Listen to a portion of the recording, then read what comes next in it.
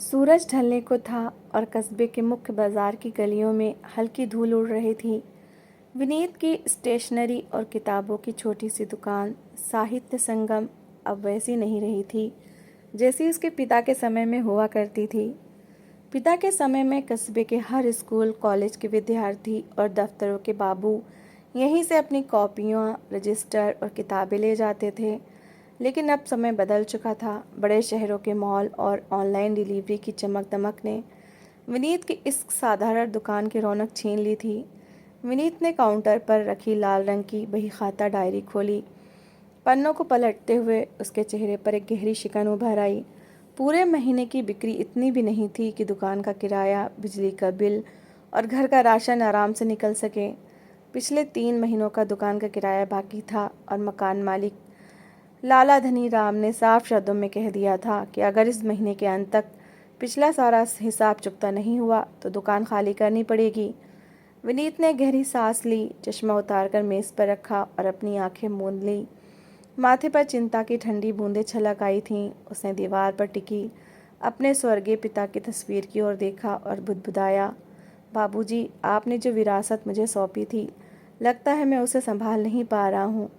दुकान का आधा शटर गिराकर जब विनीत अपनी पुरानी साइकिल से घर पहुंचा तो रात के 8 बज चुके थे। उनका घर कस्बे के पुराने हिस्से में था। मिट्टी और ईंटों से बना एक मंजिला मकान जिसके बीच में एक छोटा सा खुला आंगन था। आंगन में तुलसी का पौधा लगा था और उसके पास एक पीतल का दिया टिमटिमा रहा था। घर में कदम रखते ही विनीत ने अपने चेहरे की उदासी को पोंछने की भरसक कोशिश की। वो नहीं चाहता था कि उसकी पत्नी सरला उसे देखकर परेशान हो। रसोई से सौंधी सौंधी दाल के तड़के और ताज़ी रोटियों की महक आ रही थी। सरला ने चूल्हा बंद किया और एक स्टील के लोहे में ठंडा पानी लेकर बाहर आई। लोटे में ठंडा पानी लेकर बाहर आई। उसने विनीत के चेहरे को एक नज़र देखा और उसकी थकी हुई आंखों के पीछे छिपे दर्द को भाप लिया। शादी के 7 सालों में सरला ने विनीत के स्वभाव के हर पहलू को बहुत गहराई से समझा था। विनीत कभी शिकायत नहीं करता था, कभी किसी पर चिल्लाता नहीं था। वो बस चुप हो जाता था जब भी कोई बड़ी मुसीबत आती थी। हाथ मुंह धो लीजिए, खाना बिल्कुल गर्म है, सरला ने आवाज़ में सहज मिठास खोलते हुए कहा और पानी का लोटा विनीत के हाथ में थमा दिया। विनीत ने पानी पिया और आंगन में बिछी चारपाई पर बैठ गया। सरला, आज बाजार में बहुत सुस्ती थी। पूरे दिन में बस 2 पेन और कुछ चार्ट पेपर बिके। विनीत ने बहुत धीमे स्वर में कहा, जैसे खुद से ही बात कर रहा हो। सरला उसके पास आकर बैठ गई। उसने विनीत के कंधे पर धीरे से अपना हाथ रखा और बोली, सुनिए, जब तक हम दोनों स्वस्थ हैं और हमारे इरादे नेक हैं तब तक किसी भी दिन को बुरा नहीं मानना चाहिए। बाजार आज मंदा है, कल फिर चलेगा। आप खाना खाइए, खाली पेट चिंता करने से कोई रास्ता नहीं निकलता। विनीत ने सरला की ओर देखा। सरला का चेहरा हमेशा एक अजीब सी सुकून और आत्मविश्वास से भरा रहता था। वो एक साधारण परिवार की बेटी थी, लेकिन उसके विचार बहुत ऊंचे थे। उसे हाथ की कढ़ाई, सिलाई और पारंपरिक मधुबनी में गजब की महारत हासिल थी। घर के हर कोने में उसकी बनाई छोटी मोटी कलाकृतियाँ सजी हुई थीं, जो पुराने और सादे घर को भी एक महल जैसा रूप देती थीं। खाने की थाली सामने आई। सादी अरहर की दाल, आलू गोभी की सब्जी और घी चुपड़ी रोटियां। विनीत ने पहला निवाला तोड़ा, लेकिन उसका मन भारी था। सरला, लाला जी आज फिर आए थे, विनीत ने हिम्मत जुटाकर कहा। उन्होंने अल्टीमेटम दे दिया है, 15 दिनों के भीतर अगर हमने 30,000 रुपये का पिछला किराया नहीं चुकाया तो वो दुकान का ताला बदल देंगे। समझ नहीं आ रहा कि इतना रुपया कहाँ से जुटाऊंगा। बैंक से लोन लेने गया था तो उन्होंने गारंटी और ज़मीन के पेपर्स मांग लिए। हमारे पास ऐसा कुछ भी नहीं जिसे गिरवी रख सकूं। सरला ने विनीत की बात बहुत ध्यान से सुनी। उसने कोई घबराहट नहीं दिखाई, ना ही अपनी आंखों में कोई डर आने दिया। उसने मुस्कुराते हुए अपनी कलाई में पहनी सोने की 2 पतली चूड़ियों की ओर इशारा किया, जो उसकी माँ ने शादी के समय दी थीं। ये किस दिन काम आएंगी? कल ही इन्हें लेकर सुनार के पास चलते हैं, लाला जी का कर्ज चुका देंगे, सरला ने बहुत सहजता से कहा। विनीत की आंखें भर आईं। उसने तुरंत सरला का हाथ पकड़ लिया और सख्ती से सिर हिलाते हुए बोला, नहीं सरला, कभी नहीं। ये तुम्हारी माँ की आखिरी निशानी है। मैं चाहे दिन रात मजदूरी कर लूँगा, लेकिन तुम्हारा ये जेवर कभी नहीं बिकने दूंगा। एक पति के रूप में अगर मैं तुम्हारी इस धरोहर की रक्षा भी न कर सकूं, तो मेरे पुरुषार्थ का क्या अर्थ रह जाएगा? सरला की आंखों में भी नमी उतर आई, लेकिन उसने मुस्कुराते हुए विनीत का हाथ अपने दोनों हाथों में थाम लिया। विनीत, दाम्पत्य जीवन में मेरा और तुम्हारा कुछ नहीं होता। जब हमने अग्नि के फेरे लिए थे तो सुख और दुख दोनों को आधा आधा बांटने का वचन दिया था। ये चूड़ियाँ सिर्फ धातु का एक टुकड़ा है, लेकिन आपका स्वाभिमान और आपकी मानसिक शांति मेरे लिए अनमोल है। और फिर ये कंगन सिर्फ समय का सहारा है। हमारी असली पूंजी तो हमारे हाथ और हमारी हिम्मत है। विनीत चुप हो गया। उस रात दोनों बहुत देर तक आंगन में तारों को देखते रहे। ठंडी हवा चल रही थी और चारों ओर सन्नाटा था। अचानक सरला उठी और कमरे से अपनी एक पुरानी डायरी लेकर आई। ये वही डायरी थी जिसे विनीत ने अपनी शादी की पहली सालगिरह पर अपने हाथों से बनाकर सरला को भेंट किया था। विनीत को हाथ से कागज़ की जल्दसाजी करने और पुरानी किताबों को नया जीवन देने का बहुत शौक था। उस डायरी के कवर पर सरला ने बहुत ही सुंदर सूती धागों से एक मोर की कढ़ाई की थी और किनारों पर बारीक गोटा लगाया था। सरला ने वो डायरी विनीत के हाथों में रखी। विनीत, ज़रा इसे देखिए, सरला ने उत्साह से कहा। आज की दुनिया में मशीन से बनी हज़ारों किताबें और डायरियाँ बाज़ार में बिकती हैं, लेकिन उन सब में कोई जान नहीं होती। वो सब एक जैसी दिखती हैं, निर्जीव और प्लास्टिक जैसी। लेकिन आपकी ये जल्दसाजी और इस पर मेरी ये कढ़ाई, क्या आपको नहीं लगता कि इसमें एक एहसास है? विनीत ने आश्चर्य से डायरी को उलट पुलट कर देखा। डायरी के पन्ने हाथ से बनाए गए मोटे खादी कागज़ के थे और कवर पर की गई कढ़ाई इतनी सजीव थी कि मोर के पंखों की एक एक बारीकी साफ झलक रही थी। तुम्हारा मतलब क्या है सरला? विनीत ने पूछा। मेरा मतलब ये है कि हम बाजार से मुकाबला उन चीज़ों में नहीं कर सकते जो मशीनें लाखों की संख्या में बनाती हैं। हम सस्ती प्लास्टिक की कॉपियों में बड़ी कंपनियों से नहीं जीत सकते, लेकिन हम वो बना सकते हैं जो कोई मशीन नहीं बना सकती, भावनाएं और कला। आप हाथ से सुंदर डायरियाँ, स्केच बुक और फ़ोटो एल्बम बनाइए। आप उसकी बाइंडिंग, कागज़ की कटिंग और लेदर या कपड़े की कवरिंग संभालिए, और मैं उन पर अपने हाथों से मधुबनी कला, ब्लॉक पेंटिंग और पारंपरिक कढ़ाई करूँगी। हम ऐसी डायरियाँ बेचेंगे जो लोग किसी ख़ास को तोहफे में देना चाहें या अपने सबसे कीमती यादें सहेजने के लिए ख़रीदें। सरला की आंखों में एक अनोखी चमक थी। विनीत उसकी बात सुनकर स्तब्ध रह गया। उसे लगा जैसे घने कोहरे के बीच अचानक किसी ने मशाल जला दी हो। लेकिन सरला, इसके लिए कच्चा माल, अच्छा कपड़ा, ख़ास कागज़ और धागे खरीदने के लिए भी तो कुछ पैसों की ज़रूरत होगी। विनीत ने वास्तविकता की ओर ध्यान दिलाया। तो फिर वही बात, कंगन बेचने की ज़रूरत नहीं है। हम इन्हें किसी भरोसेमंद साहूकार के पास कुछ महीनों के लिए गिरवी रख देते हैं। जो पैसे मिलेंगे उससे आधा लाला जी को देकर कुछ समय मांग लेंगे और बाकी बचे पैसों से इस नए काम की शुरुआत करेंगे। मुझे अपनी कला और आपकी मेहनत पर पूरा विश्वास है विनीत। हम हार नहीं मानेंगे। सरला के इस अटूट विश्वास ने विनीत के अंदर सोए हुए हौसले को पूरी तरह जगा दिया। उस रात दोनों ने देर रात तक बैठकर योजना बनाई कि किस तरह के कागज़ की ज़रूरत होगी, डिज़ाइनों के क्या क्या विकल्प हो सकते हैं और शुरुआत में कितने उत्पाद तैयार किए जाएंगे। अगली सुबह एक नई उम्मीद लेकर आई। विनीत और सरला कस्बे के सबसे पुराने सराफा बाजार गए। कंगन गिरवी रखकर उन्हें 40,000 रुपये मिले। विनीत ने तुरंत लाला धनीराम के पास जाकर 15,000 रुपये थमाए और विनम्रता से कहा, लाला जी, यह आधा किराया रख लीजिए, बाकी का आधा मैं अगले 2 महीनों में पाई पाई चुका दूंगा। लाला जी ने पैसों को गिना और चेहरे पर एक तंजिया मुस्कान लाकर बोले, चलो, कम से कम तुम्हारी नीयत तो साफ है। 2 महीने का समय दे रहा हूँ, इसके बाद अगर पैसे नहीं मिले तो सामान सड़क पर फेंकवा दूंगा। विनीत ने कुछ नहीं कहा, बस सिर झुकाकर वहाँ से निकल आया। अब उसके पास 25,000 रुपये बचे थे। उसने शहर के बड़े थोक बाजार जाकर बेहतरीन क्वालिटी का हस्त निर्मित कागज़, हैंडमेड पेपर, सूती कपड़ा, जूट का रेशा, सुनहरे और रंग बिरंगे रेशमी धागे, अच्छी गोंद और जल्दसाजी के कुछ बुनियादी औजार खरीदे। शाम को जब सारा सामान आंगन में उतरा तो वो छोटा सा घर किसी कारखाने जैसा लगने लगा था। सरला ने आंगन के कोने को साफ किया, वहाँ एक साफ चटाई बिछाई और दोनों अपने काम में जुट गए। विनीत ने बड़े बड़े कागज़ों को एक निश्चित आकार में काटना शुरू किया। उसकी उंगलियों में पुरानी महारत लौट आई थी। वो पन्नों को एक साथ रखकर सुई और मोटे धागे से इतनी मजबूती और सफाई से सिलता कि पन्ने कभी अलग ना हो। इसके बाद वो कड़े गत्ते पर सूती कपड़ा चिपकाकर कवर तैयार करता। जब बेस तैयार हो जाता तो वो डायरी सरला के हाथों में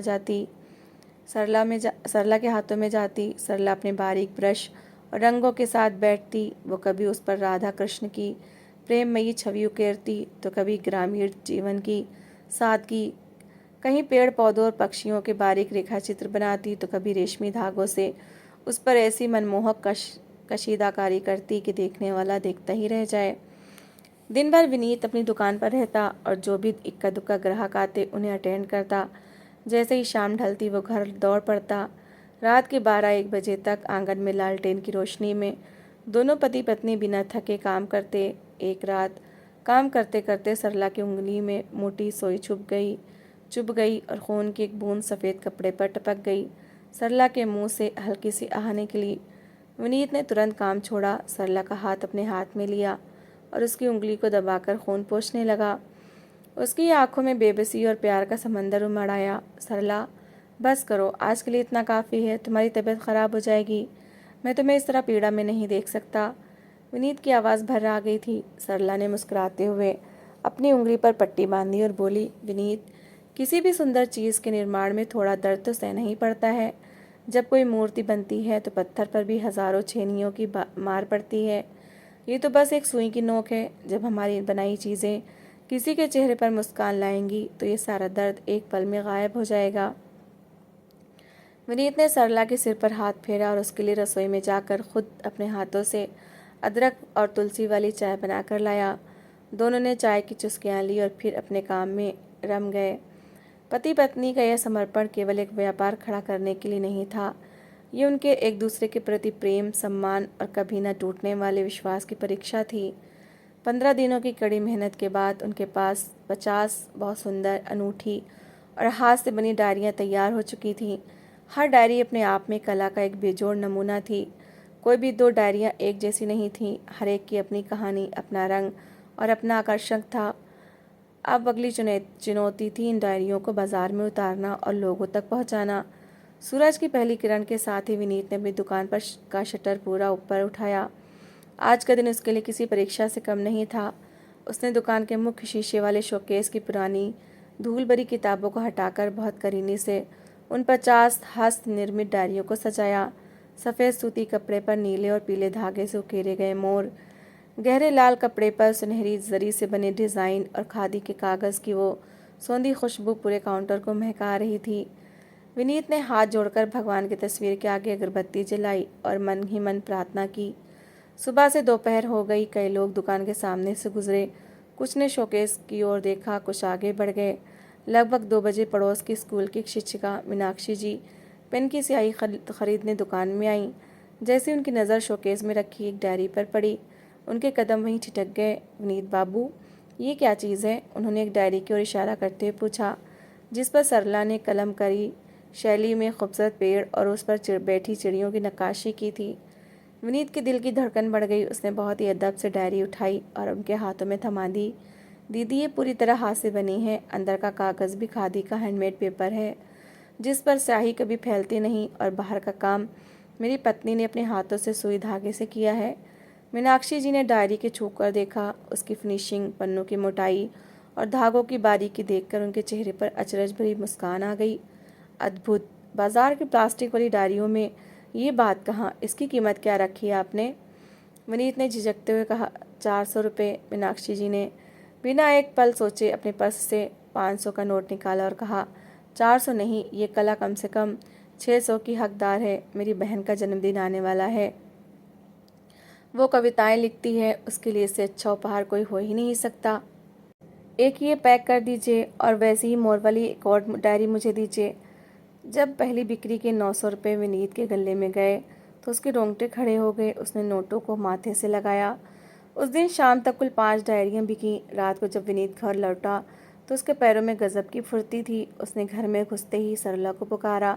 सरला, जो आंगन में तुलसी के पौधे के पास बैठी सुई में धागा पिरो रही थी, चौंक कर उठी। विनीत ने बिना कुछ कहे 2200 रुपये सरला की हथेली पर रख दिए। सरला ने आश्चर्य से नोटों को देखा और फिर विनीत की आंखों में देखा, जहाँ खुशी के आंसू छलक रहे थे। ये सब आज की कमाई है। हाँ सरला, 5 डायरियाँ बिकीं। लोगों ने तुम्हारी कढ़ाई और डिज़ाइन की इतनी तारीफ़ की कि मैं शब्दों में बता नहीं सकता। मीनाक्षी मैडम कह रही थी कि इस काम में आत्मा बसती है। विनीत ने भावुक होकर कहा। सरला की आंखों से भी 2 बूंद आंसू गिरकर उसकी हथेली में रखे नोटों पर बिखर गए। ये सिर्फ पैसा नहीं था, ये उनकी रातों की नींद, उंगलियों के दर्द और एक दूसरे पर किए गए अटूट विश्वास का पहला मीठा फल था। सरला ने झुककर विनीत के चरण छूने चाहे, लेकिन विनीत ने तुरंत अपने दोनों हाथ पकड़कर उससे ऊपर उठाया। नहीं सरला, अगर आज ये शुरुआत हुई है तो तुम्हारी हिम्मत की वजह से। तुमने अपने कंगन दांव पर न लगाए होते तो मैं हार मान चुका होता। सरला ने मुस्कुराते हुए सिर हिलाया। और अगर आपका हुनर और आपकी मेहनत न होती तो मेरे धागे सिर्फ एक डिब्बे में बंद रह जाते। ये हम दोनों का साझा सपना है। उस रात दोनों ने दोगुनी ऊर्जा के साथ काम शुरू किया। अगले 2 हफ्तों में बाकी बची 45 डायरियां भी बिक गईं। शहर के एक बड़े आर्ट कॉलेज के प्रोफेसर जब उस रास्ते से गुजरे तो उन्होंने विनीत की दुकान में रखी डायरियां देखीं। वो इतने प्रभावित हुए कि उन्होंने अपने कॉलेज की वार्षिक कला प्रदर्शनी के लिए एक साथ 50 डायरियों और 25 स्केच बुक्स का बड़ा ऑर्डर दे दिया। साथ ही उन्होंने एक शर्त रखी, काम केवल 15 दिनों के भीतर होना चाहिए। ये एक बहुत बड़ा अवसर था, लेकिन इसके साथ ही एक बहुत बड़ी चुनौती थी। 15 दिनों में 75 बेहद बारीक हस्त निर्मित उत्पाद तैयार करना 2 जोड़ी हाथों के लिए लगभग असंभव जैसा काम था। विनीत घबरा गया। सरला, इतना बड़ा काम हम 15 दिनों में अकेले कैसे कर पाएंगे? अगर समय पर माल नहीं पहुंचा तो हमारी साख खराब हो जाएगी। सरला कुछ देर शांत रहकर सोचती रही, फिर उसके चेहरे पर एक दृढ़ निश्चय उभरा। विनीत, हमारे मोहल्ले में कई ऐसी महिलाएं हैं जिनके पतियों की आमदनी बहुत कम है। वो घर पर खाली बैठकर सिलाई कढ़ाई का काम कर जानती हैं, लेकिन उन्हें कोई सही रास्ता या काम नहीं मिलता। जैसे कमला चाची की बेटी राधा या सामने वाली मुन्नी।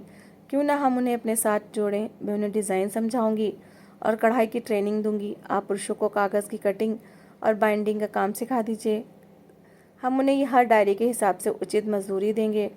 विनीत ने विस्मय से अपनी पत्नी को देखा। सरला की सोच केवल अपने घर का चूल्हा जलाने तक सीमित नहीं थी, वह अपने साथ साथ दूसरों के घरों में भी उजाला करना चाहती थी। अगले ही दिन सरला ने मोहल्ले की 4 ज़रूरतमंद महिलाओं को अपने घर बुलाया। आंगन में बैठकर उसने बहुत प्यार और धैर्य से उन्हें धागों के रंगों को मेल टाकों की बारीकी और कपड़े पर डिज़ाइन छापना सिखाया। विनीत ने पड़ोस के 2 बेरोजगार नौजवानों को कागज़ की फोल्डिंग और ग्लू लगाने का काम सिखाया। वो छोटा सा आंगन अब एक छोटे से कुटीर उद्योग का रूप ले चुका था। दिन भर हंसी मजाक, चाय के दौर और काम की खटर पटर चलती रहती। सरला सबकी देखरेख करती, जहाँ कोई गलती होती उसे प्यार से सुधारती। विनीत बाजार से बेहतरीन माल जुटाता और तैयार उत्पादों की क्वालिटी खुद एक एक करके जांचता। मेहनत रंग लाई। 14वें दिन ही पूरा ऑर्डर तैयार हो गया। जब कॉलेज के प्रोफेसर सामान लेने आए तो वो फिनिशिंग और खूबसूरती देखकर दंग रह गए। उन्होंने पूरा भुगतान किया और साथ ही विनीत की पीठ थपथपाते हुए कहा, विनीत जी, आपकी कला में भारतीय संस्कृति की सच्ची सुगंध है। मैं शहर के बड़े गिफ्ट स्टोर्स और हस्तशिल्प मेलों में आपके काम की सिफारिश करूंगा। उस शाम विनीत सबसे पहले सराफा बाजार गया। उसने पूरे पैसे चुकाकर सरला के वो दोनों सोने के कंगन छुड़ाए। घर लौटकर जब उसने एक लाल मखमली डिब्बी में वो कंगन सरला के हाथों में रखे तो सरला का गला रुंध गया। विनीत ने खुद अपने हाथों से वो कंगन सरला की कलाइयों में पहनाए। कंगन की खनक के साथ आंगन में एक अजीब सी पवित्र शांति फैल गई। लाला धनीराम का पूरा बकाया किराया भी उसी दिन चुकता कर दिया गया। लाला जी ने जब गड्डी हाथ में ली तो उनकी नज़रें विनीत के स्वाभिमान के आगे झुक गईं।